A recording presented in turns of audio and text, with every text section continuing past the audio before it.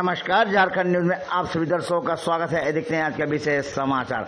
Andhra dramatic and literacy society के महासचिव के गुरुनाथ राव ने अपने सोसाइटी के चुनाव का किया घोषणा। अपनी टीम के साथ बैठते हुए उन्होंने प्रेस कॉन्फ्रेंस कर दिया जानकारी। उनका कहना है कि 15 जून को होगा चुनाव, इसकी सारी तैयारी कर लिया गया पूरा। आइए देखते हैं एक रिपोर्ट।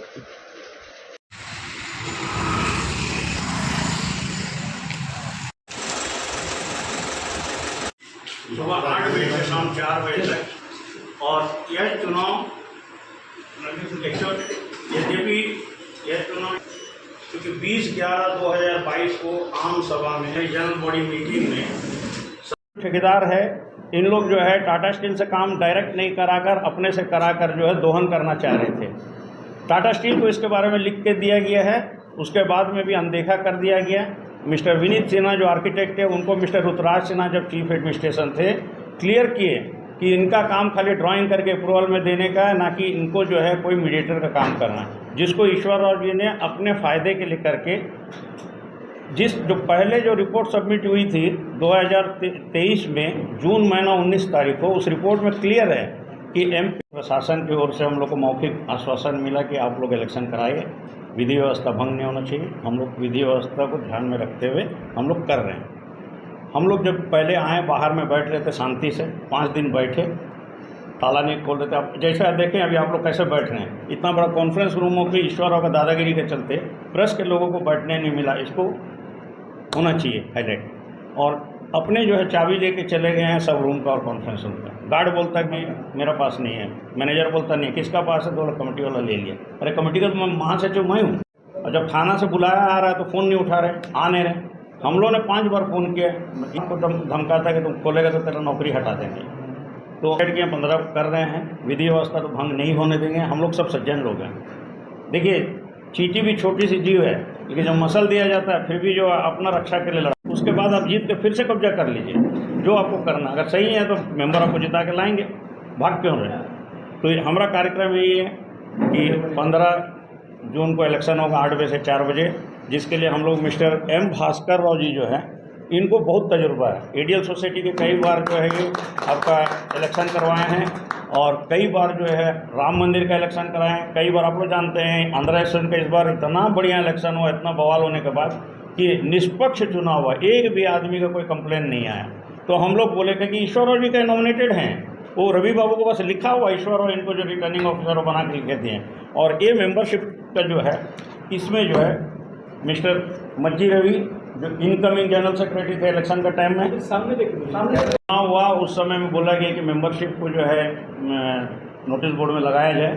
तो उस समय में जो आउटगोइंग जनरल सेक्रेटरी थे मिस्टर वी शंकर राव बड्डू, और इनकमिंग सेक्रेटरी में मज्जी रवि कुमार, और इलेक्शन ऑफिसर में mister M Bhaskar Rao returning officer थे, और मिस्टर आर.के. सिंह, उन सब। और उस सब में जो है मिस्टर वाई ईश्वर राव इनकमिंग आउटगोइंग, प्रेसिडेंट का भी सिग्नेचर है, और प्रेसिडेंट का सिग्नेचर है, एक मिनट, प्रेसिडेंट का सिग्नेचर है, जो हम इनको अपॉइंटमेंट लेटर के साथ में आप लोग के समक्ष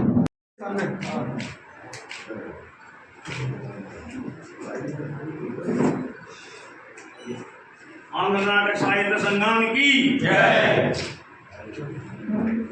किसी में भेदभाव नहीं, स्पष्ट रूप से भगवान को साक्षी मानते हुए हम सभी लोग एक मत होकर ईश्वर को कैसे जो है यहाँ से हटाना है और सबके लोगों समाज को बचाना है। क्योंकि जहाँ जाते हैं 2 कमेटी बनाते हैं, बच्चे लोगों को लेकर उसको बर्बाद करते हैं, उसको सिखाने के बदले उसको गलत रास्ता दिखाते हैं। तो उनको भी हम घर का रास्ता दिखाएंगे, ये हमारा संकल्प है। कहाँ पे कर रहे हैं?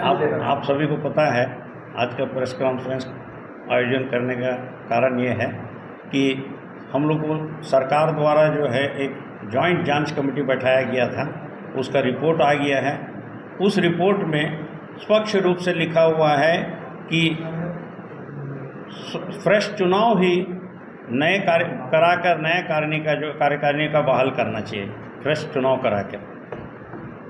जब तो हम लोगों ने देखा, रिपोर्ट पढ़े, तो रिपोर्ट में क्लियरली दिखा हो कि सभी पावर्स महासचिव को, और महासचिव को जो है बर्खास्त करने का जो कोई पावर न ईश्वर राव का है, न ही मैनेजिंग कमेटी को। अगर बर्खास्त कुछ होता है तो वो आम सभा में ही हो सकता है, जो 20/11/22 का आम सभा में भी बोला गया। उसी में मेरे को जो है आम सभा द्वारा फिर से हमको बोला गया है कि नहीं, आपका जो बर्खास्त किया गया है वो निरस्त किया जाता है, जिसका मिनट्स हमने आईजी रजिस्ट्रार के पास जमा किए, डीसी के पास जमा किए, एसडीओ के जमा। उसके बाद 2 बार इंक्वायरी हुई। इस बार की रिपोर्ट बहुत क्लियर है कि गुरुनाथ राव को बर्खास्त नहीं कर सकते हैं, इसलिए नए सिरे से चुनाव कराकर मैनेजिंग कमेटी को जो है नए कमेटी को बहाल करके उसे चार्ज दे दिया जाए। और ये भी लिखा हुआ कि जो भी कार्य यह वर्तमान कमेटी द्वारा किया गया है 20/11/2022 के बाद सभी तरह के जो है निर्णय को अवैध घोषित करना सही प्रतीत होता है।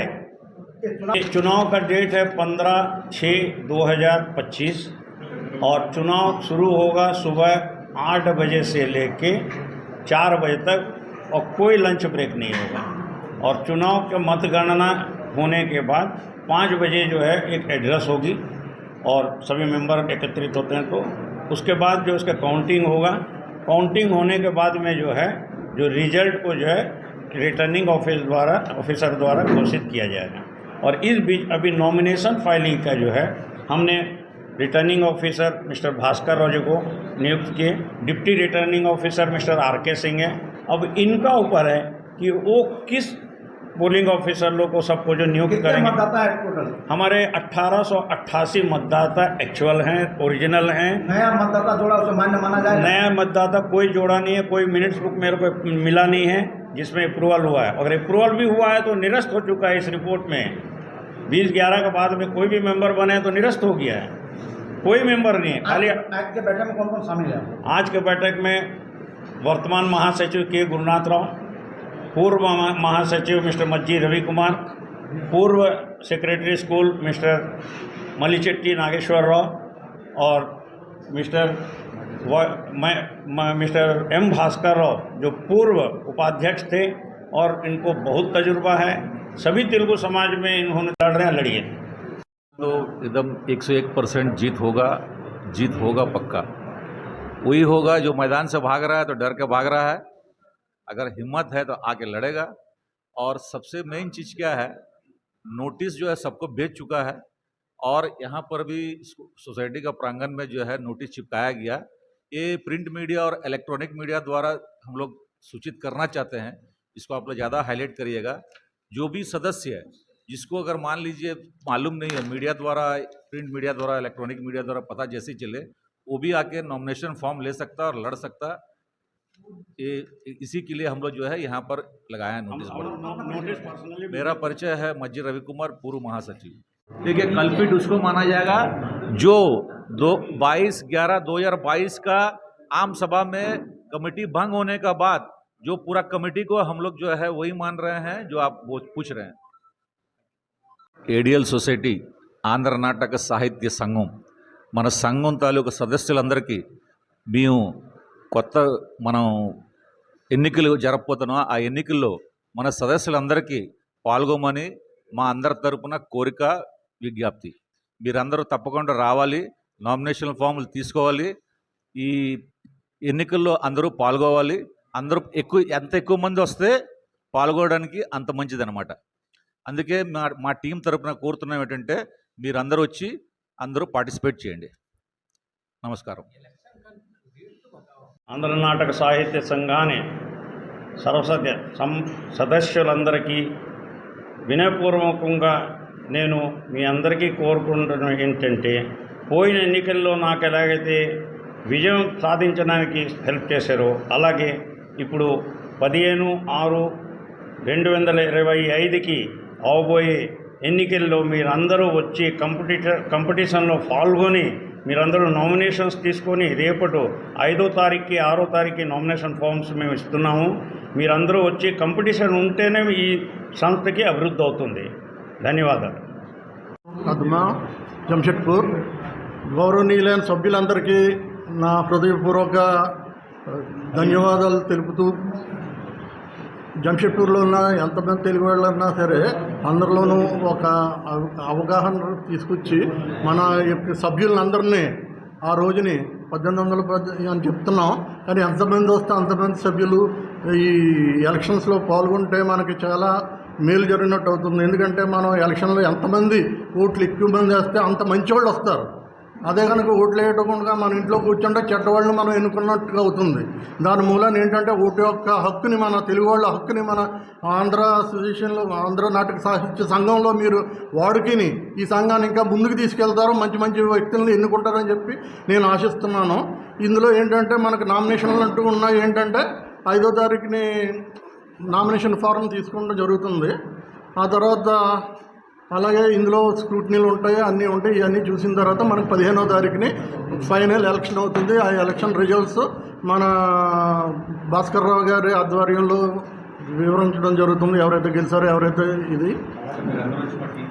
ఆ తర్వాత మీరందరూ వచ్చి ఎంత అధికంగా వచ్చి అంత మంచిది. ఈ టీం, మా యొక్క టీం గురునాథరావు గారు, ఆ తర్వాత మజ్జి రవి గారు చాలా అనుభవం ఉన్న వాళ్ళు. ఇది 2వ తరం 3వ తరం ఈ సంస్థకి సేవలు చేస్తున్నారు.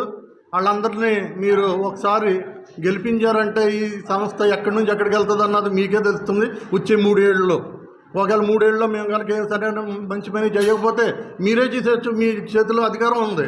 ఆ అధికారాన్ని మీరు వాడుకోండి. మీరు వచ్చి 15వ తారీఖుని ఎట్టి పరిస్థితుల్లో పొద్దున్న 8 గంటల నుంచి 4 గంటల వరకు ఎటువంటి మధ్యాహ్న భోజనం ఇది లేకుండా మీకు కంటిన్యూస్గా ఎలక్షన్ జరుగుతుంది. అందుకని మీరు అందరూ వచ్చి పాల్గొనండి. మమ్మల్ని గెలిపించమని మనస్ఫూర్తిగా మీ అందరినీ కోరుకుంటున్నాను. ధన్యవాదాలు.